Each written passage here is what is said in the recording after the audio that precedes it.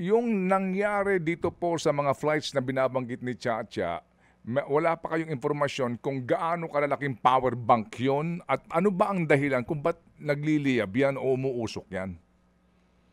Okay, maraming dahilan, Ted. Ano? Mm, Number one is yung mga lithium ion. No? It can cause battery fire explosion. Bakit ka mo? mm, If you're familiar, Ted, with thermal runaway, siguro narinig mo na to. In the risk ng thermal runaway, where the battery rapidly heats up and ignites.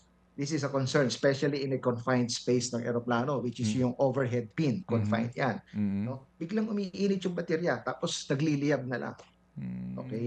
mm, Overcharging or short circuit. Bakit nangyayari to?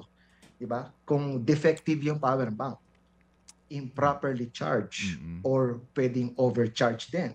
Okay? mm, May mm, yung mga sirkito niya sa loob ng bank mismo ng power bank. It can cause a short circuit eh. mm, Tapos magma-malfunction na yan.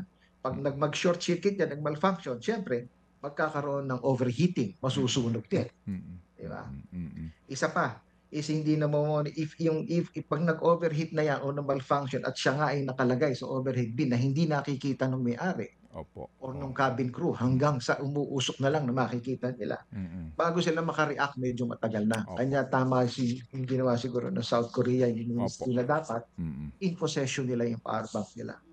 Isa hmm, pa, no? opo, opo, Hindi yung ibang mga pasahero natin na hindi naman aware, di ba? Or yung iba talaga siguro hindi sumusunod, hindi sumusunod sa regulasyon.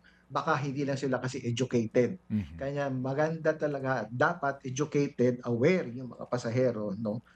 mm, Alam nila kung ano yung bawal, yung capacity na dapat nilang dalhin. mm, Isa pa, yung compression tsaka impact. Bakit natin hindi siya sinasama sa check-in luggage? Pag nasa check-in luggage siya at ito ay naipit ng ibang bagay sa loob ng cargo compartment, binabato-bato lang minsan yung mga hmm, bag. Minsan hmm, madadamage yung power bank. mm, Hindi natin alam kung na-compress siya, naipit. Pag na-damage siya, nagkaroon ng dent, nagkaroon ng short circuit sa loob, then it could already spark or ignite, start a fire.